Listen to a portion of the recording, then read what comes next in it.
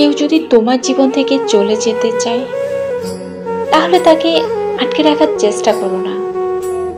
তাকে এমনভাবে বিদায় দাও যাতে সে একটা সময় তোমার কথা ভেবে আফসোস করে। তুমি যাকে হারিয়েছো তাকে ভেবে কষ্ট পেও না। কষ্ট পেয়ে লাভ নেই। যে থাকার সে এমনিতেই থাকবে, আর যে চলে যাবার সে নানান বাহানা খুঁজবে। অন্যকে কাঁদিয়ে কেউ কখনো সুখী হতে পারে না। আমার ভালোবাসা তো মিথ্যা ছিল না, মিথ্যা ছিল ভালোবাসার মানুষটি।